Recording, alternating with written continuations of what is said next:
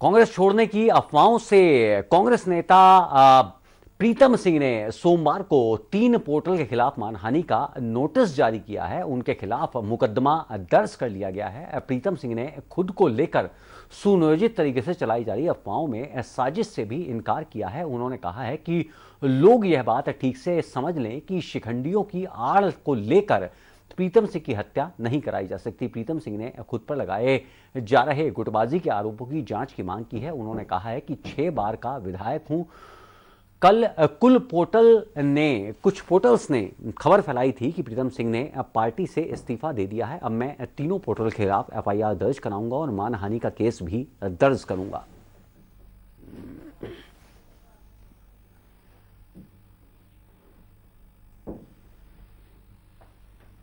और ताजा अपडेट के लिए राजधानी देहरादून से हमारे साथ जुड़ रहे हैं हमारे संवाददाता श्रीनिवास पंत। श्रीनिवास, बीते कई दिनों से हालांकि प्रीतम सिंह ने भी बीजेपी के कई वरिष्ठ नेताओं से, कई शीर्षस्थ नेताओं से मुलाकात की थी, जिसके बाद से ये अंदाजा लगाया जा रहा था और राजनीतिक गलियारों में भी ये चर्चा थी कि प्रीतम सिंह बीजेपी में शामिल हो सकते हैं। लेकिन अब प्रीतम सिंह के बयान से यह कम से कम साफ हो गया है कि वो कांग्रेस पार्टी छोड़कर कहीं नहीं जाने वाले।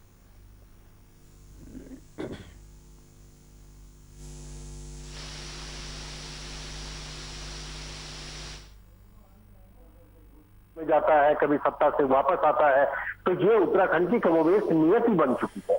इसलिए ऐसी खबरों को प्रमुखता से जगह मिलती है, सोशल मीडिया का गलत इस्तेमाल होता है और कभी कभी इस तरीके की खबरें प्लान्ड वे में उत्तराखंड की सियासती फिजा में तैरने लगती है। और यहां पर भी यही कारण हुआ। आपने देखा होगा कि पूर्व प्रदेश अध्यक्ष निवर्तमान नेता प्रतिपक्ष प्रीतम सिंह को लेकर के लगातार खबरें आ रही थी सोशल मीडिया पर कि वो भारतीय जनता पार्टी का दामन थाम सकते हैं, वो चक्राता से इस्तीफा दे सकते हैं। ऐसे में आज इन्होंने इन तमाम बातों पर, तमाम उड़ती हुई फिजाओं पर कहीं ना कहीं ब्रेक लगाने का काम किया है, खंडन करने का काम किया है। उन्होंने कहा वो कांग्रेस के सिपाही हैं, कांग्रेस के सिपाही थे और रहेंगे।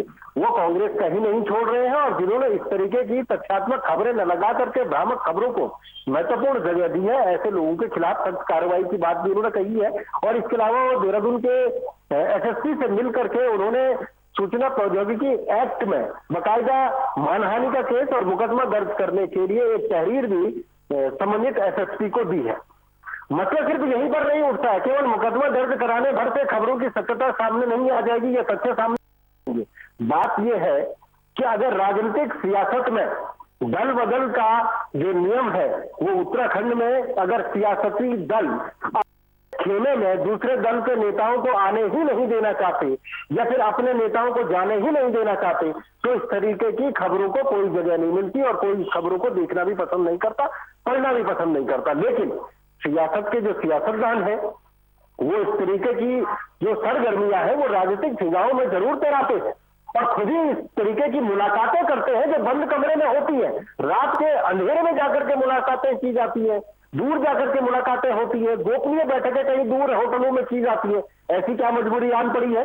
जब आप बयान देते हैं तो क्या मीडिया को लेकर आपने कभी ये बयान दिया कि हम मीडिया में बयान नहीं देंगे, पार्टी फोरम में ये बात रखेंगे? तब तो आप सीधे सीधे बयान दे देते हैं। मैं कुछ बयानों का संदर्भ यहाँ पर अनुज रखना चाहूंगा कि नेता प्रतिपक्ष के पद पर रहते हुए या यूं कहें कि प्रदेश अध्यक्ष के पद पर रहते हुए जब प्रीतम सिंह से पूछा गया था, हरीश रावत बार बार कह रहे हैं कि उनका ही चेहरा मुख्यमंत्री का चेहरा बनाया जाए, उन्होंने सटीक सा एक जवाब मीडिया कर्मियों के सवाल का दिया था कि केवल हरीश रावत का चेहरा ही क्यों, प्रीतम सिंह के चेहरे में बुराई क्या है? शब्द का अर्थ समझिए। अगर उनको ये बात कहनी थी तो अपने पार्टी फोरम पर कह सकते थे कि हरीश रावत का चेहरा न बनाया जाए, लेकिन उन्होंने मीडिया में ये बात करके एक दूसरी लकीर खींचने का प्रयास किया और जिससे ये साबित होता है कि प्रीतम सिंह कहीं ना कहीं अपने आप को भी मुख्यमंत्री के दावेदार के रूप में प्रबल तौर पर रख रहे हैं। बात इसलिए तथ्यात्मक चीज आ रही है क्योंकि भारतीय जनता पार्टी भी इस पर तर्क दे रही है कि केवल पोर्टलों के खिलाफ मुकदमा करने से ये बातें खत्म नहीं हो जाएगी। जब उन्हीं पोर्टलों के जरिए आप अपनी एक्टिविटी को लिखवाते हैं, छपवाते हैं, सामने रखते हैं, तब आप उनको शेयर करना शुरू कर देते हैं। तो आखिरकार शेयर आप उसी तस्वीर को करते हैं, उसी मीडिया प्लेटफॉर्म को करते हैं, उन्हीं खबरों को करते हैं जिनसे आपका लाभ जुड़ा हुआ है, मुनाफा जुड़ा हुआ है, यानी राजनीतिक प्रतिष्ठा जुड़ी हुई है, लेकिन जो आपको कहीं ना कहीं डैमेज करे उसका आप कटाक्ष करना शुरू कर देते हैं। ऐसे में अगर दूध का जला छाछ कहते हैं कि फूक फूक करके पीता है, अगर राजनेताओं को एक लकीर खींचनी है और मीडिया के सही इस्तेमाल और गलत इस्तेमाल से बचना है, तो सबसे पहले अपने गिरेबान में नेताओं को झांकना होगा और उसके बाद सोचना होगा कि मीडिया को सेतु का, लेकिन सेतु का काम करने के लिए क्या मीडिया का इस्तेमाल राजनीतिक दल नहीं कर रहे हैं? और अगर कर रहे हैं तो फिर कार्रवाई किस बात की? अगर आपको इस्तीफा नहीं देना है तो आप नाराजगी की बात अपने आप मीडिया में आकर के नाराजगी क्यों व्यक्त कर रहे थे? राजनीतिक विश्लेषक प्रीतम सिंह से पूछ रहे हैं। हमारे साथ मुख्यमंत्री पुष्कर सिंह धामी ने सोमवार को वीडियो कॉन्फ्रेंसिंग के जरिए नीति आयोग द्वारा आयोजित नवोश मेशी कृषि कार्यक्रम में शिरकत की है। मुख्यमंत्री ने इस मौके पर कहा है कि उत्तराखंड की इकोलॉजी और इकोनॉमी में कैसे आदर्श समन्वय हो और इस दिशा में राज्य सरकार लगातार काम कर रही है। राज्य सरकार ने राज्य में सकल पर्यावरण उत्पाद यानी कि जीईपी को लागू किया है, जो जीडीपी को निर्धारित करने का प्रचलित मॉडल के साथ लागू किया गया है। मुख्यमंत्री ने कहा है कि राज्य में नेशनल हॉर्टिकल्चर मिशन के अंतर्गत विश्व स्तरीय पौधशालाओं की स्थापना, चाय के विकास के लिए उत्तराखंड की चाय को वैश्विक पहचान दिलाने, जन संरक्षण हेतु काश्तकारों को प्रोत्साहन कर रेन हार्वेस्टिंग टैंकों के व्यापक स्तर पर निर्माण एवं सब्जी और पुष्प उत्पादन हेतु पॉली हाउस को बढ़ावा देने के लिए प्रयास किया जा रहा है, जिसमें नीति आयोग एवं केंद्र सरकार से मदद ली जाएगी। एक बार फिर से रुक करेंगे अपने संवाददाता श्रीनिवास पंत का। श्रीनिवास, कुछ ऐसे ही कार्यक्रम की शुरुआत आज उत्तर प्रदेश में हुई है, इसे क्या माने? प्रधानमंत्री नरेंद्र मोदी का जो ड्रीम प्रोजेक्ट है कि 2022 के अंत तक किसानों की आय को दोगुना करना है, उसके संबंध में तमाम आदेश दिए गए हैं, जिसके बाद मुख्यमंत्री ने दिशा निर्देश जारी किए हैं। बिल्कुल, देखिए, उत्तराखंड के मुख्यमंत्री पुष्कर सिंह धामी ने आज नीति आयोग के अधिकारियों के साथ वीडियो कॉन्फ्रेंसिंग के जरिए अपनी तमाम बातें साझा की है। और जाहिर सी बात है, उत्तराखंड हॉर्टिकल्चर के क्षेत्र में, औद्यानिकी के क्षेत्र में, कृषि के क्षेत्र में, बागवानी के क्षेत्र में बेहतर कर सकता है और यहाँ का पोटेंशियल बेहतर करने का है। उसको देख करके, क्योंकि उत्तराखंड में जो वन संपदा है या जो कृषि और बागवानी के क्षेत्र में बहुत कुछ किया जा सकता है, उस पर क्या कुछ आगे कार्य किया जाए ताकि किसानों की आमदनी को दोगुना किया जाए। 2022 का लक्ष्य प्रधानमंत्री ने रखा था और 2022 शुरू हो चुका है, यानी अंत तक जाते जाते किसानों को उनकी आमदनी दुगनी हुई कि नहीं हुई, ये सवाल पूछे जाएंगे भारत सरकार से। भारत सरकार के ऊपर से सवाल लेगी तो राज्य सरकारों को अपने स्तर पर अपने किसानों के लिए क्या कुछ कर रही है। एक तो राज्य सरकार उत्तराखंड में जो कृषि, औद्यानिकी और बागवानी से जुड़े हुए किसान हैं, छोटे काश्तकार हैं, उनको 2000 रुपए किसान सम्मान निधि के तौर पर जो भारत सरकार दे रही है, प्रधानमंत्री सम्मान निधि के तौर पर मिल रहा है, वो 2000 की आर्थिक सहायता राशि किसानों को मिलेगी। ये उत्तराखंड में एक संदर्भ जुड़ा है। इसके अलावा जो रेन वाटर हार्वेस्टिंग है, उसके लिए टैंक बनाए जाएंगे, उसके लिए बजट का निर्धारण किया जाएगा, भारत सरकार से पैसा मांगा जाएगा, नीति आयोग से इसकी प्लानिंग कराई जाएगी। मकसद साफ है कि उत्तराखंड के जो रिचार्ज के स्रोत है, जो पानी के स्रोत है, वो धीरे धीरे खत्म होते जा रहे हैं। उनको वाटर लेवल जो है वो डाउन जा रहा है, उसको बचाना है, उन स्रोतों को पुनर्जीवित करना है। तो इसके लिए आज की योजना होगी तो 20 साल बाद क्रियान्वित होगी, धरातल पर नजर आएगी। यानी स्रोत जो धीरे धीरे खत्म हो जाएंगे, पानी की जो ग्रेविटी है वो कम होती चली जा रही है, उससे बचाने के लिए भारत सरकार और राज्य सरकार मिलकर काम कर रहे हैं। रहा सवाल किसानों को लाभ कैसे दिया जाएगा, तो पॉली हाउस को देकर के, कम ब्याज पर लोगों को ऋण देकर के किसानों की आमदनी को बढ़ाया जाएगा। मुख्यमंत्री स्वरोजगार योजना के जरिए, मुख्यमंत्री सोलर स्वरोजगार योजना के जरिए, तो ये तमाम योजना जुड़ी हुई है। और इसके अलावा नीति आयोग के जरिए उत्तराखंड में और क्या पोटेंशियल हो सकता है, क्या संभावनाएं किसानों के मद्देनजर हो सकती है, उस पर भी प्लानिंग करने की पैरवी और कोशिश यहां पर मुख्यमंत्री स्तर पर की जा रही है। तमाम बातचीत और जानकारी के लिए आपका बहुत बहुत शुक्रिया। उत्तराखंड में 6 मई से शुरू हो रही केदारनाथ धाम की मॉनिटरिंग इस बार सीधे प्रधानमंत्री कार्यालय से होगी। खुद प्रधानमंत्री मोदी अपने कार्यालय से यात्रा का लाइव प्रसारण देखेंगे। मुख्यमंत्री धामी, मुख्य सचिव और जिला अधिकारी भी अपने कार्यालय से यात्रा की व्यवस्थाओं को निहारेंगे। केदारनाथ से रुद्रप्रयाग और देहरादून से पीएमओ को इंटीग्रेटेड नेटवर्क से लिंक किया जा रहा है और यह पहला मौका है जब प्रधानमंत्री कार्यालय से केदारनाथ धाम की यात्रा को लाइव देखा जाएगा।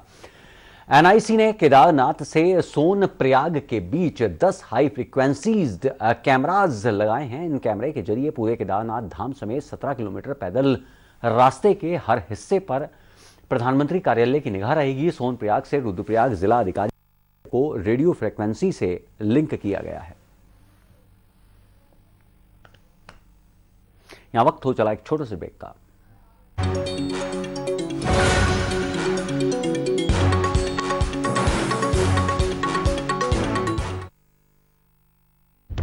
सहारा प्रणाम, हस्तक्षेप में आपका स्वागत है। आज हमारे साथ एक ऐसी शख्सियत हैं, आप हमारे दर्शकों को समझाइए। किसी को कन्विंस न कर सको तो कंफ्यूज करो। अंदाज से नहीं चलता है देश, देश चलता है व्यवहार और कानून से।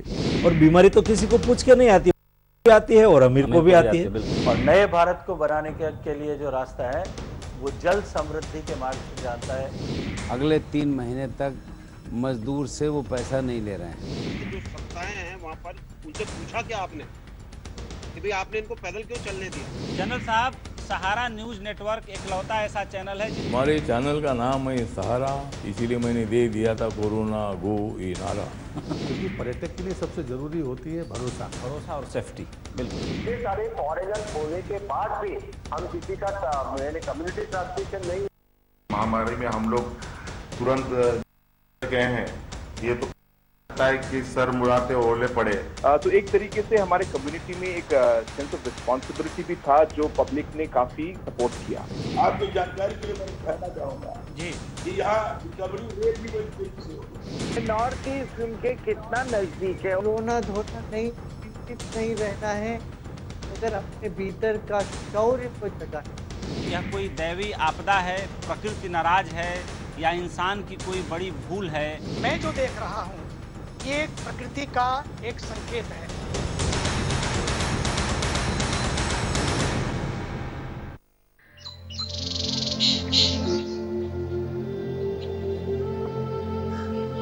नमस्कार। भारत ने पूरी दुनिया को योग सिखाया। मैं खुद भी रोज योग करता हूँ, इससे बहुत फायदा होता है।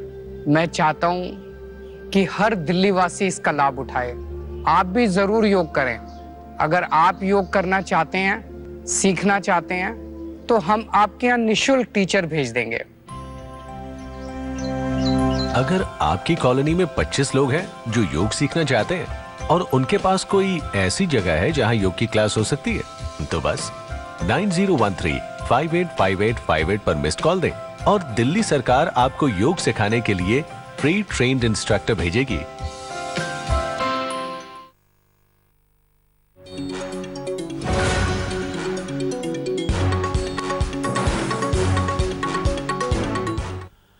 उत्तराखंड कांग्रेस के अध्यक्ष करण माहरा के नेतृत्व में कांग्रेस का एक प्रतिनिधिमंडल गुजरात कांग्रेस के विधायक जिग्नेश मेवानी की गिरफ्तारी के विरोध में उत्तराखंड राजभवन आया है। प्रतिनिधिमंडल ने राज्यपाल को एक ज्ञापन सौंपा है। ज्ञापन सौंपने के बाद प्रदेश कांग्रेस अध्यक्ष करण माहरा ने कहा है कि बीजेपी के शासनकाल में अभिव्यक्ति की आज़ादी पर कुठाराघात करते हुए पिछले कई सालों से लगातार गिरफ्तारियां की जा रही हैं, जिसका प्रमाण उत्तराखंड से लेकर उत्तर प्रदेश और गुजरात में मौजूद है। बावजूद इसके संविधान की अलग अलग धाराओं व्यक्ति की आज़ादी का उल्लेख है, लेकिन इसके बावजूद भी लोकतंत्र में सरकार के खिलाफ बोलने के कारण उनकी तत्काल प्रभाव से गिरफ्तारियां की जा रही हैं, जिस पर जल्द से जल्द रोक चाहिए। और कांग्रेस के विधायक जिग्नेश मेवानी की गिरफ्तारी को पूर्ण रूप से कांग्रेस के नेताओं ने असंवैधानिक और अवैध करार दिया है। आपको बता दें, गुजरात के कांग्रेस विधायक जिग्नेश मेवानी द्वारा सोशल मीडिया पर प्रधानमंत्री मोदी के खिलाफ ट्वीट कर टिप्पणी करने के मामले में उनकी गिरफ्तारी असम पुलिस ने की थी। इस मुद्दे को लेकर कांग्रेस पूरे देश में आंदोलनरत है और साथ ही प्रदेश कांग्रेस अध्यक्ष ने ग्रीष्मकालीन सत्र कराए जाने के मामले का समर्थन किया है।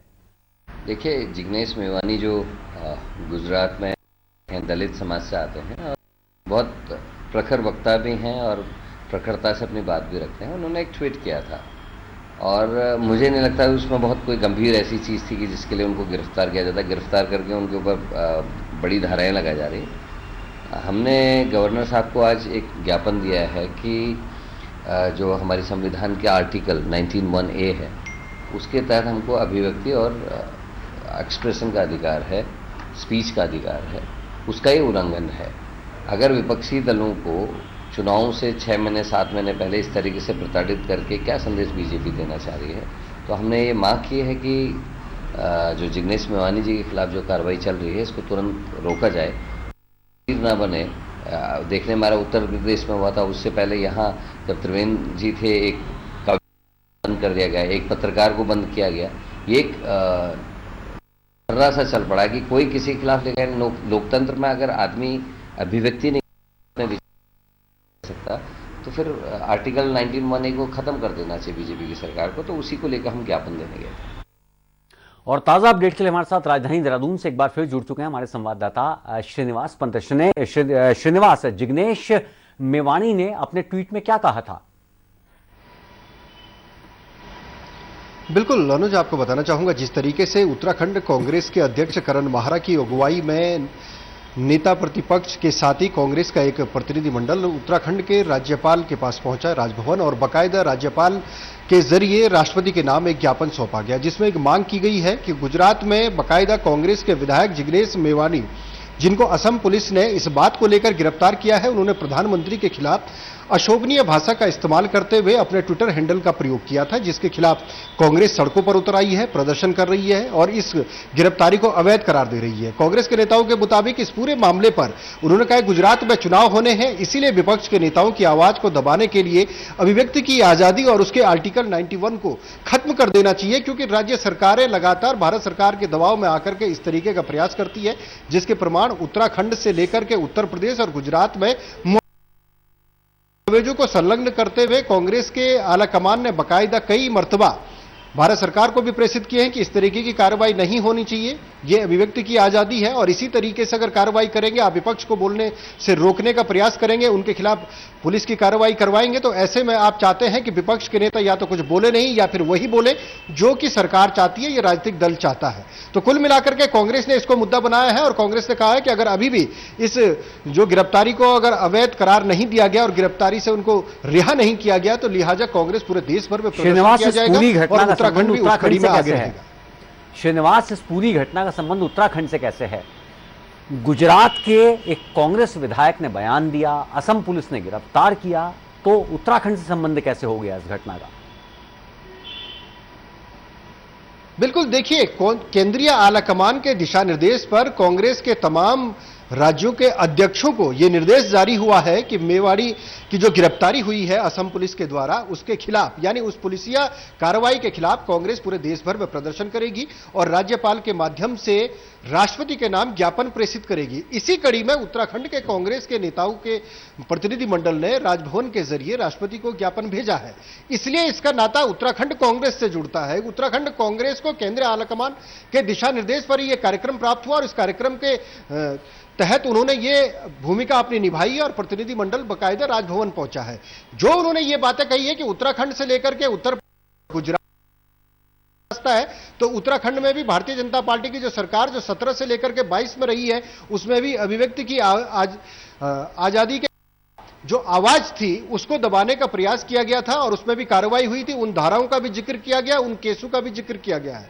इसके अलावा उत्तर प्रदेश के भी मामलों का जिक्र किया गया और गुजरात के मामलों का भी जिक्र किया गया है। यह कांग्रेस के केंद्रीय आलाकमान के जरिए भारत सरकार को भी लेटर प्रेषित किया गया है। जी बिल्कुल। श्रीनिवास, इस तमाम बातचीत और जानकारी के लिए आपका शुक्रिया। बीजेपी 2 दिन तक चली मैराथन बैठक के बाद पार्टी संगठन चुनाव प्रबंध समिति को चुनाव में अच्छे कार्य के लिए बधाई देते हुए भंग कर दिया गया है। वहीं 23 सीटों में हार के कारणों की समीक्षा के साथ ही हारे हुए उम्मीदवारों को बैठक में राष्ट्रीय संगठन प्रभारी ने कहा है कि आप अपने क्षेत्र में सक्रिय रहें और अब आप ही वहां बीजेपी के प्रतिनिधि हों, और साथ ही हार पर कहा है कि जहां अगर कोई गंभीर मामला वहां जाएगा और उसके अलावा मई माह में जनसंपर्क अभियान के लिए मंत्रियों से लेकर हारे हुए उम्मीदवारों की जिम्मेदारी भी तय कर दी गई है।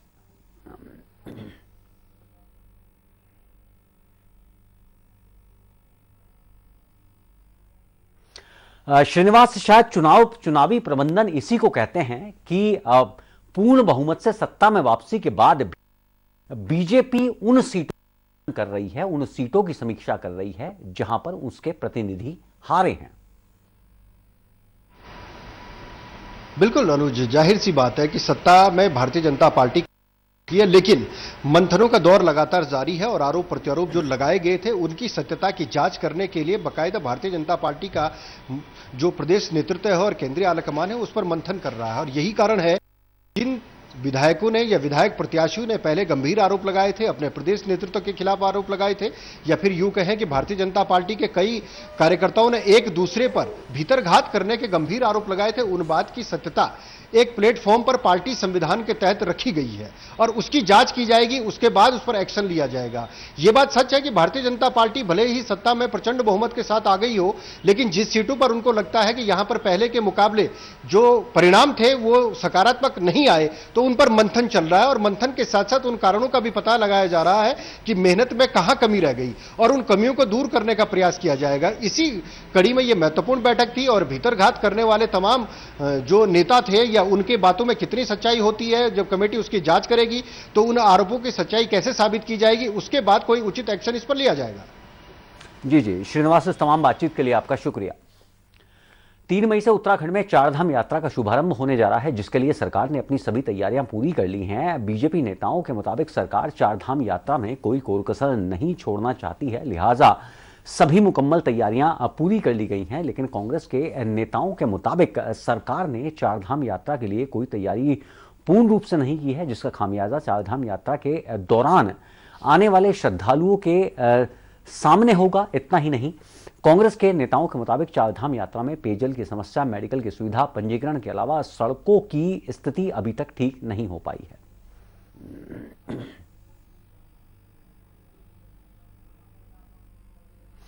उत्तराखंड के चमोली जिले के जोशी मठ के कई गांवों में बैसाखी के पर्व से मां भगवती की डोलियां अपने मायके आ जाती हैं और गांव एवं क्षेत्र की खुशहाली के लिए देवी की डोलियां देव प्रतीक चिन्हों के साथ शुरू हो जाती हैं। समापन अलग अलग गांव में अपनी पौराणिक मान्यताओं के आधार पर ही भव्य मेले के रूप में होता है। सभा बड़गांव के ग्रामीणों द्वारा भी इस बार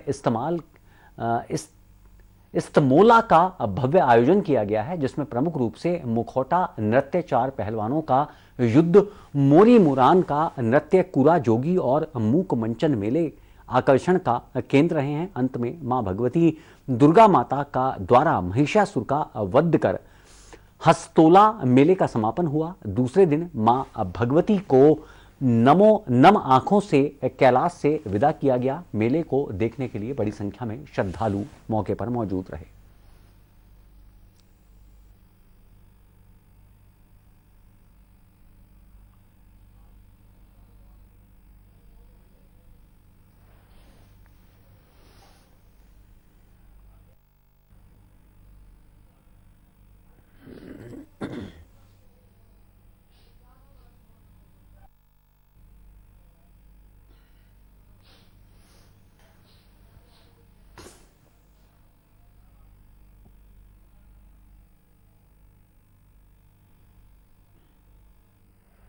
नैनीताल से हल्द्वानी रोड में कृष्णापुर के जंगलों में अचानक आग लग गई। आग से जंगलों के साथ इससे जुड़े रिहायशी क्षेत्रों में भी इसे खतरा पैदा हो गया है। तेज हवाओं के कारण देखते ही देखते आग हो गई कि कृष्णापुर के दर्शन घर क्षेत्र में सड़क में खड़े वाहनों तक पहुंच गई है। स्थानीय लोगों ने इसकी जानकारी पुलिस और दमकल विभाग को दी है। इस बीच स्थानीय लोगों को उनकी गाड़ियां तत्काल हटाने के आदेश दिए गए हैं। दमकल कर्मी लगातार आग बुझाने की कोशिश में जुटे हुए हैं। पास जहाँ कूड़ा फेंकते हैं वहाँ पर आग की सूचना मिली, जो कि जंगल की आग थी और बहुत तेज़ी से घरों की तरफ बढ़ रही थी। तो फायर यूनिट अपने तीव्रता दिखाते हुए गाड़ी के साथ वहाँ पहुँची और देखा तो वो कूड़े की आग जो बिल्कुल ही गाड़ियों के नज़दीक पहुँच चुकी थी और तत्काल जो है फायर यूनिट ने उस कूड़े की आग को बुझाया, जिससे कि कम से कम 8 से 10 गाड़ियाँ बची। उस कारण बहुत बड़ा हादसा होने से वो बचा। कम से कम 18-20 बाइकें, 2 व्हीलर थी। उसके बाद वहाँ से लेडीज़ें चिल्ला रही थी कि आग हमारे घर पे पहुँच गई है। तो वहाँ तक हमारी गाड़ी का जाना संभव नहीं था, ना ही हमारे पाइप पहुँच सकते थे। तो हमारे जवान और पुलिस विभाग के जवान जो हम लोग बहुत तेज़ी से वहाँ से दौड़ते हुए नीचे गए तो देखा कि एक बहुत पुराना बहुत पुराना लकड़ी का मकान है और उसकी छत पर 3 मंजिले पे और एक चिंगारी सी दिखी लकड़ियों पे जो हल्की हल्की सुलग रही थी। उसको तुरंत ऊपर चढ़ के जो है ऊपर टीन सेट पे ऊपर चढ़ के वहाँ से पानी डाला, वहाँ से नहीं गया, फिर नीचे आए, नीचे से हमने ताला तोड़ा उसका और खिड़की दरवाजे तोड़ के तब अंदर जाके हम लोगों ने पानी से उसको कंप्लीट बुझाया, जिससे कि बहुत बड़ा हादसा हमने शहर में होने से और घर को बचाया बहुत ज़्यादा नुकसान होने से। धामी सरकार के 30 दिन पूरा होने पर बीजेपी नेता सरकार के कामकाज की उपलब्धियां गिनवा रहे हैं। वहीं नेता प्रतिपक्ष यशपाल आर्या ने सरकार के 30 दिन के कामकाज को लेकर कई मुद्दों को घेरा है। उन्होंने कहा है कि पूर्ण बहुमत के साथ बनी उत्तराखंड सरकार की 1 महीने की उपलब्धि केवल मुख्यमंत्री को उपचुनाव लड़ाने के लिए विधानसभा की 1 सीट तैयार करना है। यशपाल आर्या ने कहा है कि एक और राज्य में इन दिनों बिजली, पानी, महंगाई और बढ़ती बेरोजगारी और कई समस्याओं ने आम जनता का जीना दूभर कर रखा है। वहीं दूसरी ओर मुख्यमंत्री पुष्कर सिंह धामी और उनके प्रतिनिधि मंडल के सदस्य जनता की परेशानियों का हल खोजने के बजाय अपने स्वागत और माल्यार्पण कार्यक्रमों में व्यस्त हैं। सरकार के 30 दिन पूरा हो रहे हैं, लेकिन रोजगार, महंगाई पर रोकथाम, जंगलों में लगी आग, बिजली और पानी की समस्या को लेकर सरकार का कोई विजन और भविष्य को लेकर रोडमैप नहीं दिखाई दे रहा है। नेता प्रतिपक्ष यशपाल आर्या ने सरकार पर सवाल उठाते हुए कहा है कि चंपावत से मुख्यमंत्री धामी को उपचुनाव लड़ाना है। इससे ठीक पहले वहां के डीएम और एसडीएम का तबादला होना बड़ा सवाल है। वहां सरकार से इसका जवाब चाहते हैं। चुनाव में उपायुक्त इलेक्शन को लेकर मैं किस तरह से चुनाव जीते। अभी हमारे डीएम के और एसडीएम के चंपावत डीएम का तबादला हुआ है, एसडीएम का तबादला कर दिया। आखिर क्यों तबादला हुआ, ये भी बहुत बड़ा विषय है। उन्होंने डीएम का भी तबादला कर दिया, एसडीएम का भी तबादला कर दिया, चुनाव से ठीक पहले किया है। तो कई सवाल हैं, इन सवालों का हम जवाब चाहते हैं। उत्तराखंड विधानसभा अध्यक्ष रविवार को पौड़ी के दौरे पर रही हैं। सबसे पहले कंडोलिया मंदिर में पहुंचकर विधि विधान से मंत्रोच्चार के साथ पूजा अर्चना उन्होंने की है। मन्नत पूरी होने पर उन्होंने कंडोलिया ठाकुर को घंटा भी चढ़ाया है। इस मौके पर विधानसभा अध्यक्ष ने बताया है कि भूमियाल देव श्री कंडोलिया ठाकुर पर उनके परिवार की पहले से ही आस्था रही है। कंडोलिया ठाकुर जी का मंदिर बहुत ही सुंदर, धार्मिक, प्राचीन और बहुत ही मान्यताओं वाला माना जाता है। विधानसभा चुनाव के परिणाम आने से पहले भी रितु खंडोरी ने कंडोलिया ठाकुर से जीत के लिए प्रार्थना की थी। विधानसभा अध्यक्ष ने कहा है कि हार जीत से भगवान पर आस्था बदलती नहीं है, लेकिन कंडोलिया देवता ने उन्हें विधानसभा अध्यक्ष बनाकर आशीर्वाद दिया है, जिसके लिए वो आज पूजा अर्चना के लिए कंडोलिया ठाकुर जी के दर पर पहुंची हैं। ऐसे बैठे बैठे हमने कहा अगर जीत होगी तो हम यहाँ घंटा चढ़ाएंगे और दोबारा से कंडोलिया देवता के पास आएंगे। तो उनका आशीर्वाद मेरे लिए बचपन से ही रहा है और मैं फिर से उनका आभार, धन्यवाद और करने आई हूँ। और आस्था है वो तो है ही, देखिए हार जीत से आस्था बढ़ती या घटती नहीं है, लेकिन बहुत खुश हूँ मैं कि जो हमने यहाँ मांगा था वो एकदम से हमें मिल गया और भगवान की कृपा रही मेरे ऊपर। कोटद्वार जीते तो धन्यवाद करने आई हूँ।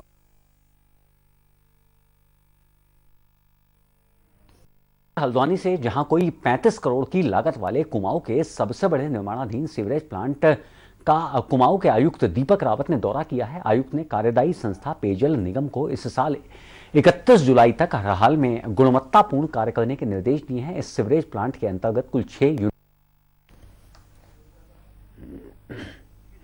हल्द्वानी में आप जानते हैं कि नहीं है अभी करंटली, तो इसकी ये योजना है जो बन रही है और इसकी जो प्रोग्रेस है वो तो खैर पीछे है। इनफैक्ट इस जनवरी में पूरा होना चाहिए था, लेकिन इनको नई डेडलाइंस दी गई हैं जिसके तहत अब इन्हें जनवरी 31 तक इसको पूरा करना होगा। और कुल मिला के 35 करोड़ की ये इसकी प्रोजेक्ट कॉस्ट है, जिस करोड़ का व्यय अभी हो चुका है। आज मौके पे आके मैंने ये कहा है बेसिकली डिपार्टमेंट भी रिवाइज शेड्यूल आपने बनाया है वो ये से शेयर और उसके अनुसार इसकी मॉनिटरिंग हो और किसी प्रकार का डिले इसमें अब नहीं हो, क्योंकि इसके एनवायरमेंटल कॉस्ट भी होते हैं और समयबद्ध तरीके से ये कार्य पूरा हो।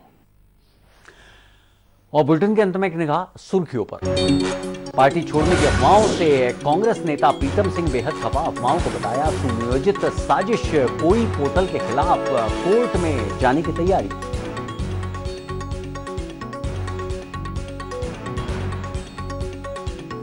मुख्यमंत्री धामी ने सोमवार को वीडियो कॉन्फ्रेंसिंग के जरिए नीति आयोग द्वारा आयोजित बैठक में की शिरकत। नमोश मेशी कृषि कार्यक्रम में मुख्यमंत्री का अहम बयान। उत्तराखंड की इकोलॉजी और इकोनॉमी में हो रहा है काम। जिग्नेश मेवानी की गिरफ्तारी के विरोध में कांग्रेस ने राज्यपाल को दिया ज्ञापन। जिग्नेश की अविलंब गिरफ्तारी की मांग।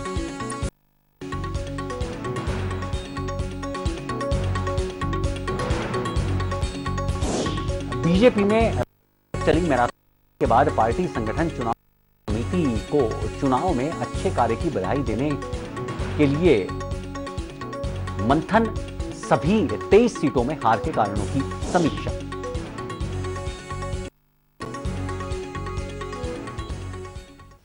तो फिलहाल इस बुलेटिन में इतना ही। ताजा तरीन खबरों के लिए आप लॉगिन कर सकते हैं हमारी वेबसाइट समयलाइव.com। सहारा प्रणाम।